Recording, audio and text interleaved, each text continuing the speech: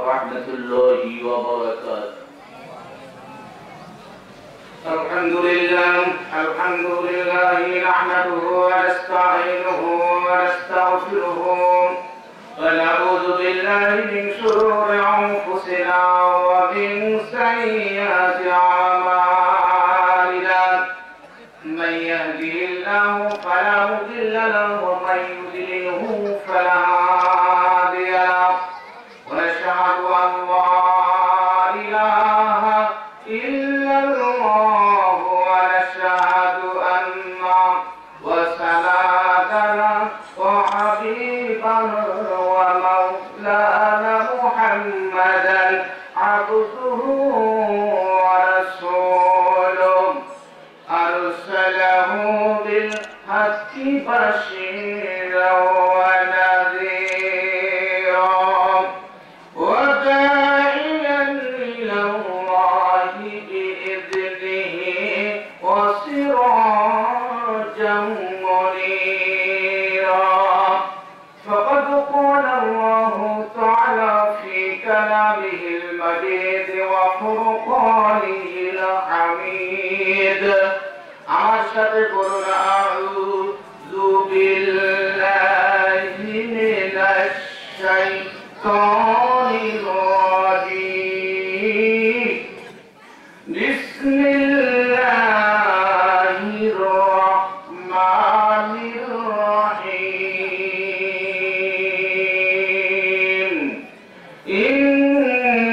ইন্নামা ওয়ালিকুমুল্লাহু ওয়া রাসূলুহু والذين آمنوا الذين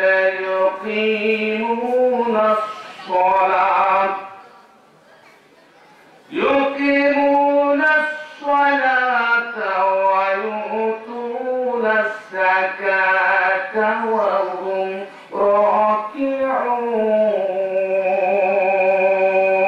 راكعون إن الله وملائكته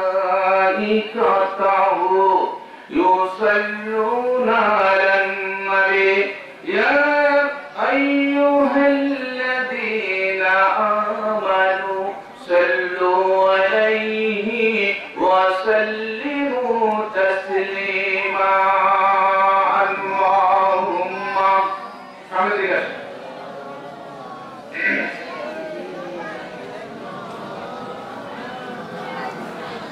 কে দিয়েছে তোমাকে মিঠি মিঠি আলো কে দিয়েছে তোমাকে মিঠি মিঠি আলো নিঝুম রাতে অন্ধকারে ঘুষায় রাতের কালো কে দিয়েছি বুলবুলদের কে দিয়েছে বুলবুলদের কণ্ঠে মধুর গান কে দিয়েছে সেই যে খোদা আল্লাহ মেহেরবান লিল্লাহি তাকবীর লিল্লাহি তাকবীর আর কি হবে সামনে দিকে চলে লিল্লাহি তাকবীর নারে তাকবীর আর কি হবে নারে তাকবীর জিন ইসলাম তোমার নেতা আমার নেতা শরীর গরম হচ্ছে না সামনের দিকে চলে আসেন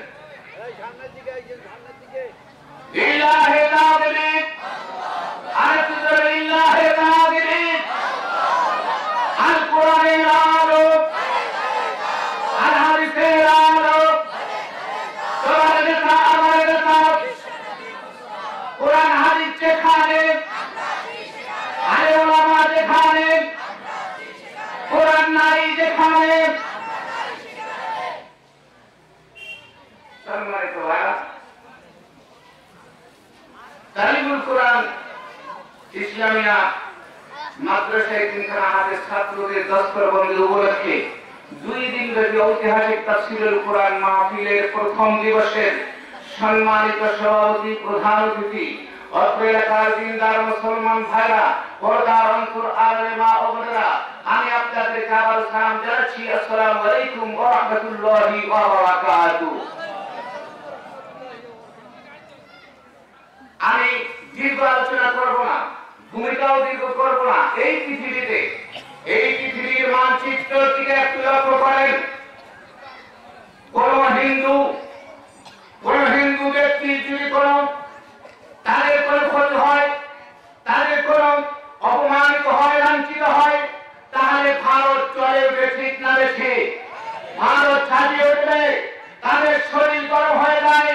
যদি একটা মুসলিমদের গায়ে কেউ হাত দেয়, একটা যদি হিন্দু গায়ে কেউ হাত দেয়, ঠিক না বেশি? আপনারা লক্ষ্য করেন পৃথিবীতে যদি কোন ইহুদিদের ক্ষতি হয়, তাহলে ইসরায়েলরা ঝাঁপিয়ে ওঠে, তাদের শরীরে রক্ত গরম হয়ে যায়, ঠিক না বেশি? খ্রিস্টানদের যদি কোনো কিছু হয়, তাহলে আমেরিকা ঝাঁপিয়ে ওঠে, তাদের রক্ত গরম হয়ে যায়। কিন্তু এই পৃথিবীর বুকে মানচিত্রে যদি আপনারা লক্ষ্য করবেন, কোন মুসলমান যদি লাঞ্ছিত হয়, অপমানিত হয়, তাহলে দেখবেন এই পৃথিবীর বুকে মুসলমানরা চুপ করে দাঁড়িয়ে থাকে, কিছু বলার সাহস পায় না, ঠিক না বেশি? আর একটু করে বলতে হবে, ঠিক না বেশি? মুসলমানদের শরীর গরম হয় না, রক্ত গরম হয় না। যখন মুসলমানদেরকে নির্যাতিত করা হচ্ছে পৃথিবীতে, তখন মুসলমানরা চুপ করে থাকে। এই হচ্ছে মুসলমানের চরিত্র, ঠিক না বেশি? মুখে বলা তোরা মির্জা সৈয়দ, মহতারে বীর পাঠান, সবকিছু তব হওয়া সম্ভব, নব তুমি মুসলমান। রীতিনীতি তব খ্রিস্টান সম, হিন্দু তুমি সভ্যতায় এগিয়ে সেই মুসলিম যারে ইহুদি দেখিয়া লজ্জা পায়, ঠিক না বেশি? মুসলমানদের হালচাল দেখে ইহুদি খ্রিস্টানরাও লজ্জা পায় আমাদের মুসলমানদের চরিত্র দেখে। কারণ মুসলমানরা আমরা শুধু এই বিড়ি টানতে পারি, ঠিক না বেশি? আমরা শুধু বিড়ি টানতে পারি, পায়খানায় বসে আমরা বিড়ি টানতে পারি। হিন্দু একজন রবীন্দ্রনাথ ঠাকুর, তিনি মুসলমানদেরকে লক্ষ্য করে বলেছেন, এই মুসলমানরা আসলে এদের কোনো চরিত্র দেখি না। কারণ মুসলমানরা পায়খানাও খায়, পায়খানার পরে বিড়িও খায়, ঠিক না বেশি? তাই তিনি বলেছেন যে মুসলমানরা বিলাতি ধরনের হাসে, বিলাতি ধরনের কাছে দুই পা ফাঁক করে সিগারেট খেতে বলতে ভালোবাসে, ঠিক না বেশি? এই হচ্ছে মুসলমানের অবস্থা। সম্মানিত ভাইয়া, আমি দীর্ঘ আলোচনা করবো না, ভূমিকা থেকে যাচ্ছি না। আমি যে আয়াতে কালিমা তেলাওয়াত করেছি, এই আয়াত থেকে আলোচনা করবো ইনশাআল্লাহ। রাজি আছেন আপনারা? তাহলে সামনে থেকে আসেন। লা ইলাহা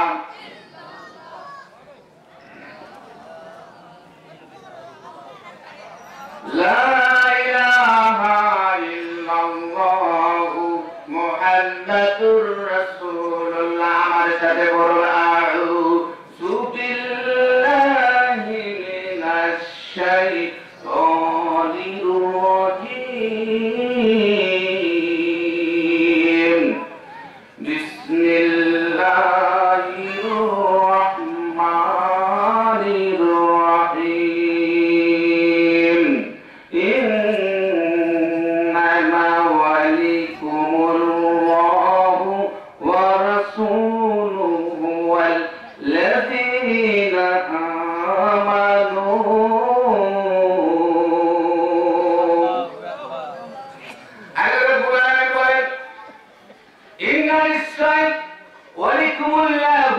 আমি আল্লাহ হলাম তোমাদের বন্ধু। যখন কি বন্ধু? আমাদের এই দুনিয়ায় বন্ধু নাই, বন্ধু হলেন একজন, তিনি হলেন আল্লাহ। যখন কে? আল্লাহর বন্ধু হতে যদি চাই, সেই যুগের দিকে লক্ষ্য করতে হবে। আরবের বুকে যারা আল্লাহ রাব্বুল আলামিনের খাঁটি প্রেমিক ছিলেন, আশিকিন ছিলেন, বন্ধু ছিলেন, তারা যেমন আমি আপনাদের সামনে থেকে হাত করে ধরতে চাই। জুবাইরা নামে একজন নারী ছিলেন। ওই সমাজে ওই জুবাইরা বিবাহ হচ্ছে না, কারণ তার চেহারা ভালো ছিল না। বিভিন্ন দেশ থেকে মানুষেরা দেখার জন্য আসতো, কিন্তু তার বিয়ে হচ্ছে না। জুবাইরা একজন খ্রিস্টান নারী। তিনি চিন্তা করলেন, হায় আমাদের সমাজের অবস্থা এরকম হয়েছে, আমার তো বিয়ে হচ্ছে না, আর আমি আর কোনদিন বিয়ে করব না। কারণ আমার বন্ধু একজন হতে পারে, তিনি হলেন আল্লাহ। একজন খ্রিস্টান নারী, তিনি আল্লাহর উপর ভরসা করলেন। আর বললেন আমি আর কোনোদিন বিয়ে করবো না। কিন্তু সমাজকে রক্ষা করার জন্য তার মা একদিন বললেন, মা গো, এই পূজার ডালাটা নিয়ে তুমি গির্জায় গিয়ে নম নম করে আসো, গির্জায় গিয়ে নম নম করার জন্য চলে যাও। মেয়ে চিন্তা করলো সমাজকে রক্ষা করার জন্য একটি ফুলের তোড়া নিয়ে, ওই যে ফুলের ডালি নিয়ে, ওই পূজার ডালি নিয়ে তিনি চলে যাচ্ছেন গির্জায়। আর মনে মনে চিন্তা করতেছেন, আল্লাহ আমাকে তো ওগুলো ভালো লাগে না, আল্লাহ পূজা করতে মন চায় না, আমাকে এগুলো ভালো লাগে না, শুধু আমি চাই তুমি আল্লাহর গোলামি করার জন্য একমাত্র তোমাকে বন্ধু হিসাবে আমি পেতে চাই। জোরে করে আল্লাহু আকবার। আরেকটু জোরে বলেন আল্লাহু আকবার। সুরায় এক পা দুইবার করে চলে গেলেন। কিছু দূর যাওয়ার পরে আল্লাহ রাব্বুল আলামিনের পক্ষ থেকে তার উপর রহমত বর্ষিত হয়ে গেল। সঙ্গে সঙ্গে জুবাইর জমিনের উপরে পড়ে গেলেন। তার জবান থেকে উচ্চারিত হলো লা ইলাহা ইল্লাল্লাহু মুহাম্মাদুর রাসূলুল্লাহ। আল্লাহু আকবার। তিনি মুসলমান ছিলেন না খ্রিস্টান ছিলেন? অথচ মুসলমানের জবান থেকে আল্লাহু আকবার আসে না, মুসলমানদের জবান থেকে লা ইলাহার শব্দ আসে না, অন্য কিছু শব্দ আছে। ঠিক না ঠিক? আইরে মুসলমান, আমাদের জবান এত দুর্বল হয়েছে, কিন্তু খ্রিস্টান নারী হওয়ার পর তিনি আল্লাহর উপরে ভরসা করে আল্লাহ দেখে মশগুল হয়ে তিনি বেহুশ অবস্থায় পড়ে গেলেন। তার মা বাবা ছুটে আসলো, আসার পরে দেখলেন তার জবান থেকে কালেমা উচ্চারিত হচ্ছে। আল্লাহু আকবার। আর একটু জোরে বলেন আল্লাহু আকবার। এবার তার মা এবং বাবা চিন্তা করলো, যে মুহাম্মাদের বিরোধিতা করে, যে মুহাম্মাদকে আমরা দেখতে পারি না, যে মুহাম্মাদের আমরা ভৎসনা করি, যে মুহাম্মাদকে আমরা এই দেশ থেকে বিতাড়িত করতে চাই, সেই মুহাম্মাদের কলেমা করতেছে আমাদের মেয়ে। আমার মেয়েকে মুহাম্মাদের কলেমা জোর করেছে, যার কারণে চলে গেল আবু জেহেলের কাছে। আবু জেহেলকে গিয়ে বলতেছে, আবু জেহেল, আমার মেয়েকে মুহাম্মাদের কলেমা স্পর্শ করেছে, তার মানে জাদু করেছে। ও মুহাম্মদ, ওই মুহাম্মাদের কলেমা আমার মেয়ে জবাইদা করতেছে, এখন কি করব?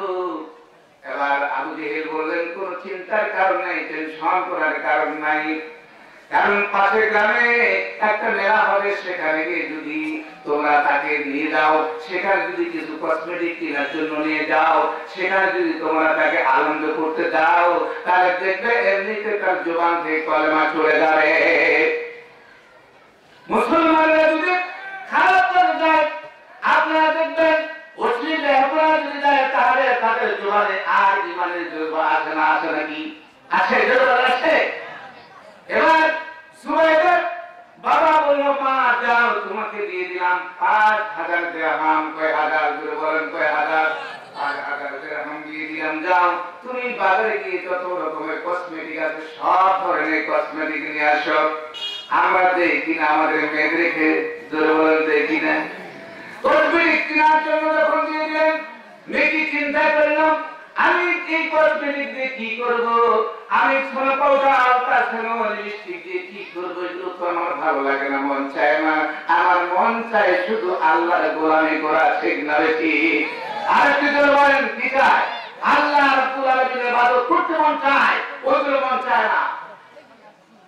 এবার দেখি এক পা দুই পা করে বিশ্ব নবী জনাব মুহাম্মদ রাসূলুল্লাহর বাড়ির পাশে যাচ্ছেন। এমন সময় বিশ্ব নবী সাহাবীদের সামনে বলতেছেন, সাহাবীরা, যদি কোনো ব্যক্তি আল্লাহর পথে ব্যয় করে, তাহলে ওই ব্যক্তির জন্য জান্নাত ওয়াজিব হয়ে যাবে। যেরকম সুবহানাল্লাহ।